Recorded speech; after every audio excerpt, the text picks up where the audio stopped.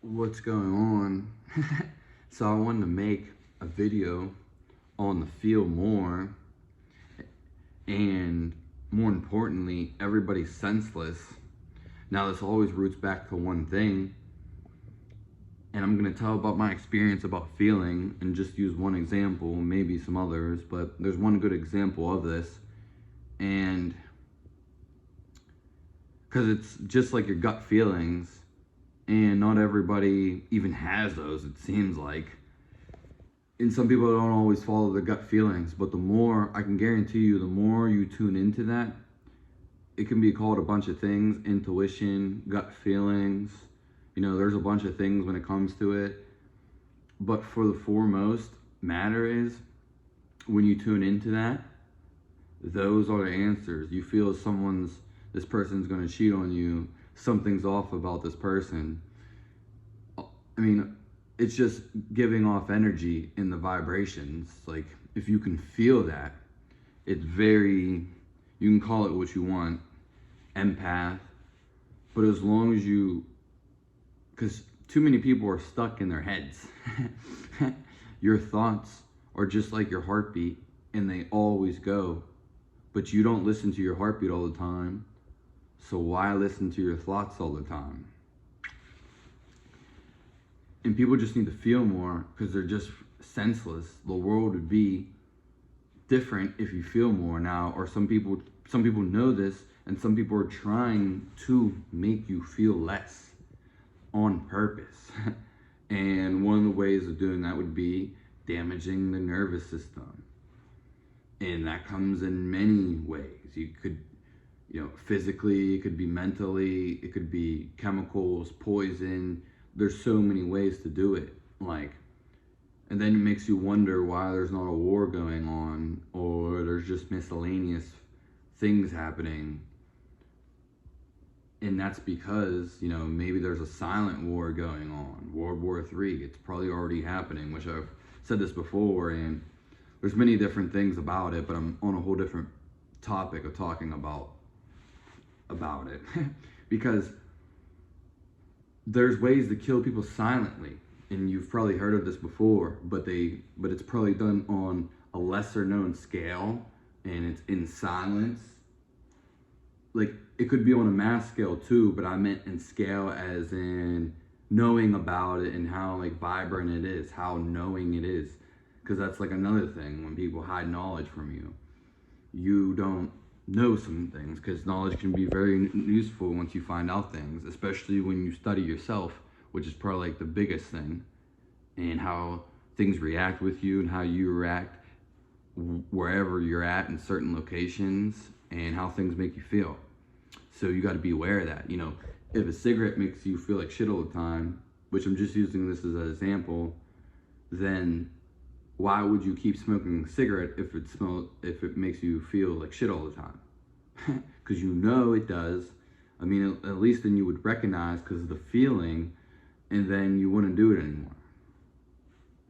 But that's just one example, and it's not always like that. Some people like cigarettes. Some people kind of don't like them, but kind of do. I don't know.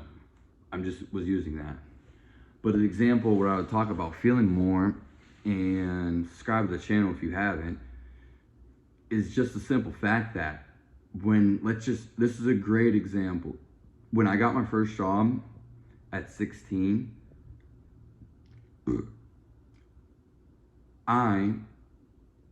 was it my first one or was it my second one? Because I got them relatively in the same time, when I was 16. But anyways, one of the very first jobs that I had, it was super simple, really simple. It got really simple. And the thing was, even though it was super simple and I was making cash, and one of the reasons I was doing this was to save up to buy a nice big TV, so me and all my friends can play video games on it. And what ended up happening was, when I was working there, it felt like slavery. I just had this overwhelming gut feeling, me working for this is slavery. So that's just a great example. It's super simple. Because it's how you feel about the situation, you know what I mean?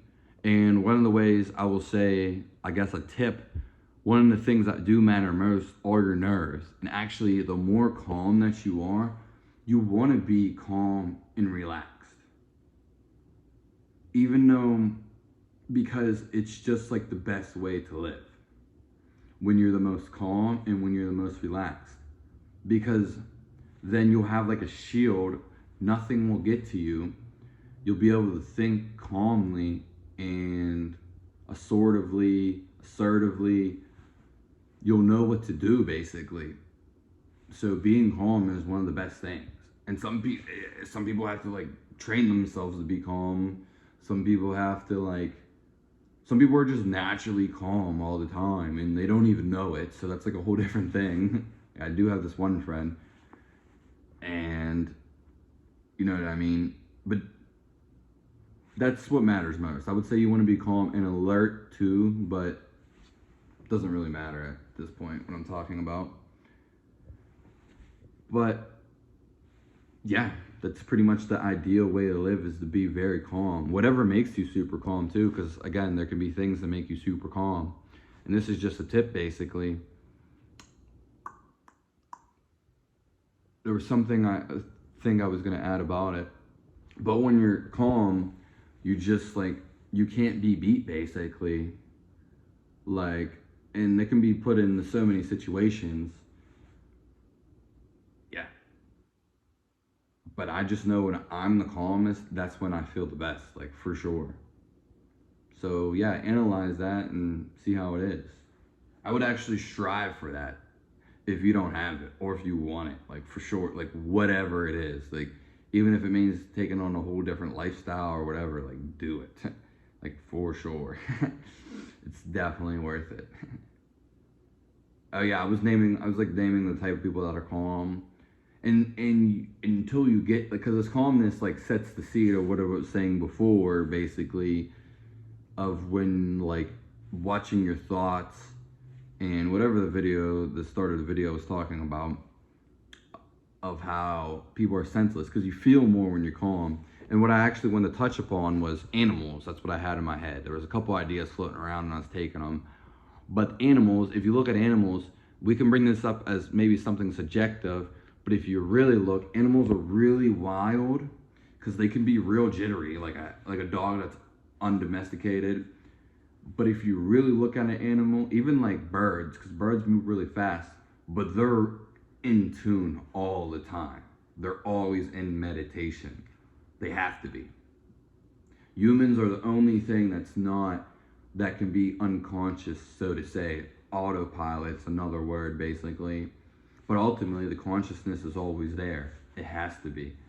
And the animals, like, you think of a dog, like I was just thinking about my dog, or my brother's dog, and it moves around real quick, like really, really quick. But it's very calculated movements. Like, humans can do it too, but you know, it can put us on an overdrive too, so you don't want to do that. But somebody to say like animals, no, they're always like completely conscious in their being. They're just there. And that's why some people get along with dogs or animals in general way more than humans, because they are non-judgmental and they're always in their beingness. So again, they're non-judgmental. That's one of the best. That's a good way to describe it. Maybe one of the best. But dogs always love you, even if you freaking hit them sometimes. I'm not saying you do that, but you see, like, they'll even respect it and like people. Like, you could yell at a dog. Let's just say someone gets mad at their dog, yell at it. It goes upstairs, and like moments later, come back down like, it doesn't even remember that you yelled at it. That's a part of it too. But it's just like, yeah, it could remember it. It could be installed into it, but usually it doesn't. Because especially if it's your dog and it's so loving, like you go in, every time you come home, your dog, or usually whatever animal, is so happy to see you. Cats, I mean, they all have their own personality, but dogs are always happy to see you. You could leave, come back 5 minutes later, they're at it again, just so happy to see you. And it's how humans should be happy most of the time, if not all. I mean, but you can decide how you want your emotions and how your feelings dictate how you want them to be. And this, again, I guess all comes back to how you want to feel. How are you feeling? I would strive for the calm and relax, or strive for happiness, because they're each going to most likely bring you to the same place. So that's all for my TED Talk. Thanks for tuning in. Have a nice day. Yeah, subscribe to the channel.